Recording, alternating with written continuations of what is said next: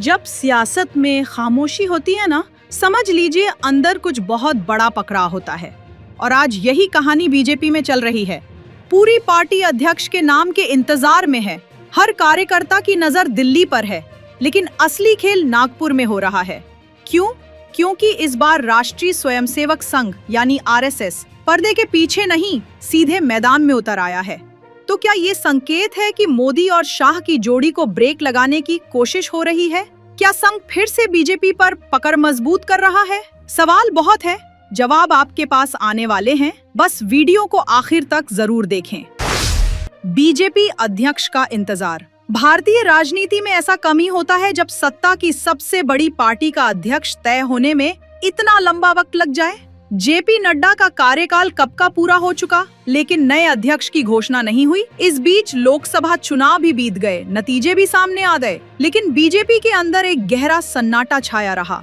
अध्यक्ष का नाम कौन होगा, इस पर हर किसी की जुबान बंद थी। ऐसे में सवाल उठना लाजमी था, आखिर देरी क्यों? क्या अंदरूनी खींचतान चल रही है? क्या संघ और बीजेपी के बीच टकराव है? और इन सब सवालों का जवाब धीरे धीरे सामने आना शुरू हुआ। इंडिया टुडे की रिपोर्ट, अंदरूनी साजिश का खुलासा। 3 जुलाई को इंडिया टुडे की रिपोर्ट ने इस पूरे घटनाक्रम पर से पर्दा उठा दिया। रिपोर्ट के मुताबिक बीजेपी अब संगठनात्मक चुनावों के उस स्तर पर पहुंच चुकी है जहां नया राष्ट्रीय अध्यक्ष चुना जा सकता है, क्योंकि नियम के मुताबिक जब पार्टी 19 राज्यों में अपने अध्यक्ष चुन लेती है तभी राष्ट्रीय अध्यक्ष की घोषणा की जाती है। और अब 19 राज्यों में ये प्रक्रिया पूरी हो चुकी है। मतलब तकनीकी रूप से बीजेपी अध्यक्ष के नाम का रास्ता साफ है, लेकिन फिर भी देरी क्यों? क्योंकि खेल केवल तकनीकी नहीं, सियासी है, और सियासत में हर नाम के पीछे कई समीकरण चलते हैं। आरएसएस की दबंग एंट्री। 28 जून की नागपुर बैठक। बीजेपी और आरएसएस का रिश्ता नया नहीं, दोनों वैचारिक तौर पर एक दूसरे से जुड़े हैं, लेकिन हाल के सालों में ये रिश्ता थोड़ा असहज हो गया है। कहा जाता है कि नरेंद्र मोदी और अमित शाह की जोड़ी ने बीजेपी को इतना आत्मनिर्भर बना दिया कि संघ का सीधा दखल कम होता चला गया। लेकिन इस बार संघ ने चुप रहने का फैसला नहीं किया। 28 जून को नागपुर में संघ और बीजेपी के बड़े नेताओं की एक गुप्त बैठक हुई। सूत्र बताते हैं कि इस बैठक में संघ ने साफ साफ कहा कि अध्यक्ष का चयन केवल औपचारिकता नहीं होना चाहिए, बल्कि संगठन की मजबूती और विचारधारा की प्राथमिकता को ध्यान में रखकर फैसला होना चाहिए। राज्यों में तेजी से हुए संगठनात्मक चुनाव। संघ की भूमिका। बीजेपी ने अचानक 19 राज्यों में संगठनात्मक चुनाव की प्रक्रिया पूरी की। महाराष्ट्र, बंगाल, आंध्र प्रदेश, ओडिशा जैसे राज्यों में नए अध्यक्ष बनाए गए। ये चुनाव सामान्य प्रक्रिया नहीं थे। ये दिखाता है कि नागपुर से हरी झंडी मिलने के बाद दिल्ली ने तेजी से काम पूरा किया ताकि राष्ट्रीय अध्यक्ष के नाम की घोषणा में तकनीकी रुकावट न रहे। सवाल ये है कि संघ को इतनी अहमियत अचानक क्यों मिल रही है? इसका जवाब संघ की अंदरूनी रणनीति में छुपा है। मोदी शाह बनाम संघ, असली टकराव की तस्वीर। नरेंद्र मोदी और अमित शाह की जोड़ी पिछले एक दशक से बीजेपी की कमान संभाले हुए है। दोनों की रणनीति ने पार्टी को अभूतपूर्व चुनावी सफलता दिलाई, लेकिन इसी दौरान संघ की भूमिका धीरे धीरे सीमित होती गई। पहले हर बड़े फैसले में संघ की राय ली जाती थी, लेकिन अब ज्यादातर फैसले पीएमओ और पार्टी हाईकमान लेते हैं। संघ इससे नाखुश है और इस बार उसने अध्यक्ष पद के बहाने अपनी नाराजगी और शक्ति दोनों दिखाने का फैसला किया है। संघ का मास्टर स्ट्रोक, 14 प्रचारक भेजे। संगठन में इंडिया टुडे की रिपोर्ट बताती है कि संघ ने 14 प्रचारकों को बीजेपी में संगठन मंत्री या अन्य अहम पदों पर भेजा है। ये केवल नियुक्ति नहीं, बल्कि साफ संदेश है कि संघ अब केवल आशीर्वाद देने वाली संस्था नहीं रहेगा, वो फैसलों की दिशा भी तय करेगा। इन 14 प्रचारकों के जरिए संघ बीजेपी के अंदर एक मजबूत नेटवर्क बना रहा है ताकि पार्टी की रीढ़ यानी कैडर पर उसकी पकड़ बनी रहे।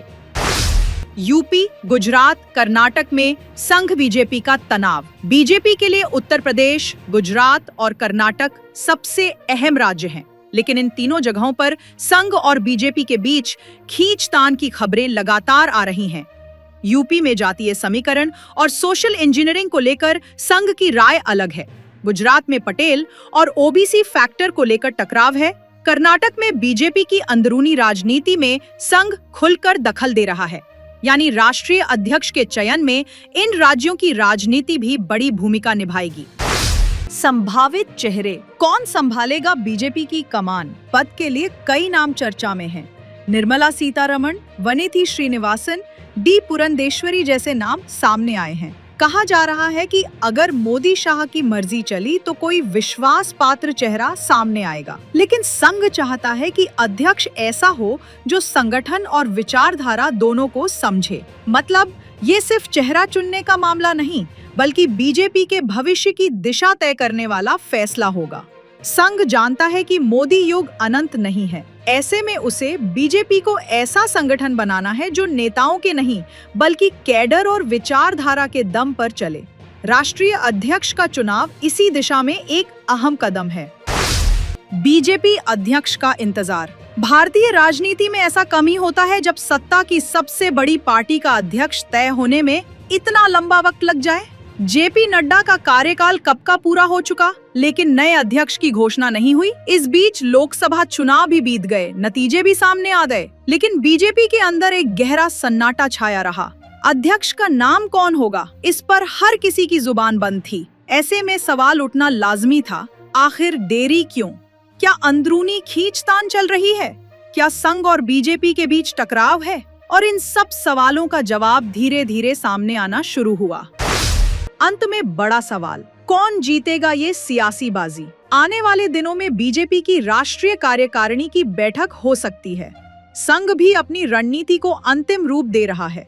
सवाल है कि क्या मोदी शाह झुकेंगे या फिर संघ को एक बार फिर किनारे कर देंगे, या फिर कोई समझौता होगा जिसमें दोनों पक्ष अपनी अपनी जीत का दावा कर सकेंगे। फिलहाल इतना तय है कि अध्यक्ष का नाम चाहे कोई भी आए, पर इस पूरे घटनाक्रम में एक बात साफ कर दी है, बीजेपी और संघ के रिश्ते अब पहले जैसे नहीं रहे। बीजेपी अध्यक्ष का चेहरा केवल एक नाम नहीं होगा, वो बताएगा कि दिल्ली में असली ताकत किसके पास है, नागपुर के हाथ में या फिर मोदी शाह के पास। सियासत का ये खेल अभी जारी है और हम आपको इसकी हर चाल से वाकिफ कराते रहेंगे। इसलिए जुड़े रहिए सियासत के असली खेल के साथ। और आप हमसे जुड़े रहने के लिए सब्सक्राइब करें YouTube पर, फॉलो करें Twitter पर और लाइक करें Facebook पर। और ज्यादा जानकारी के लिए आपको टाइप करना होगा सिर्फ न्यूज़ नशा।